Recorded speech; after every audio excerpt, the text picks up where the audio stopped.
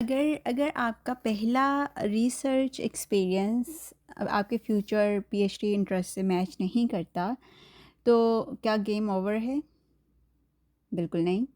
Trick ये है, connect your skills, highlight your growth and explain shift with clarity कि आपका ये चेंज ऑफ इंटरेस्ट जो है वो क्यों आया। ये बहुत सारे केसेस में होता है। बाज़ दफ़ा तो सिर्फ रीज़न ये होती है कि आप पीएचडी पोजीशन देख रहे होते हो और आप देखते हो कि किसी और स्लाइटली डिफरेंट एरिया में अवेलेबल है, area of research, not area of geographical area.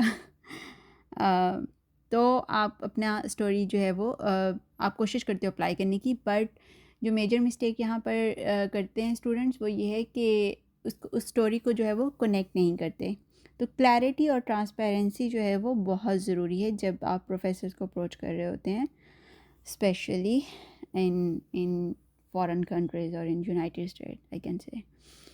Okay, हम एग्जांपल के साथ समझते हैं। लेट्स सपोज कि आपका पहला जो एक्सपीरियंस था वो मस्कुलोस्केलेटल पर था और now you want to explore neuroplasticity और अ कॉग्निटिव रिहैबिलिटेशन।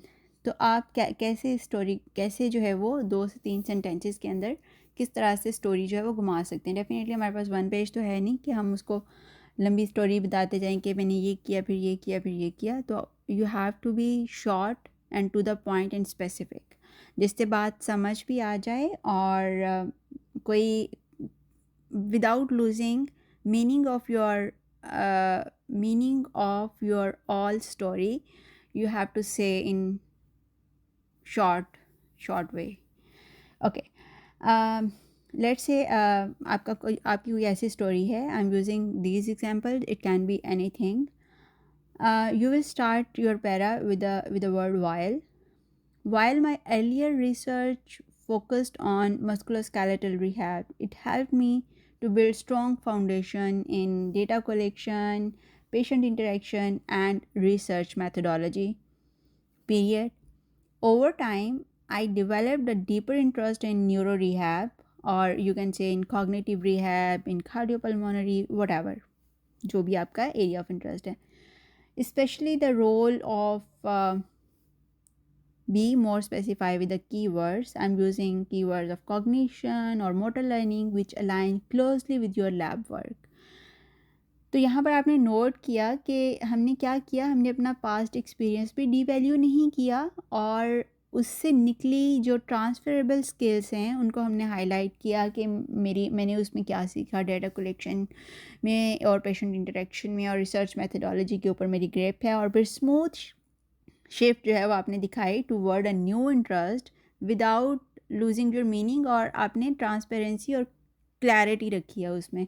उस बात वो कोई ये जब आप कहानी बगैर लिंक के आप लिखते हैं ना तो वो लगता है कि आप फेकअप कर रहे हो और लाइक झूठ बोल रहे हो, और ये चीज़ जो है वो यहाँ पर बिल्कुल भी पसंद नहीं की जाती।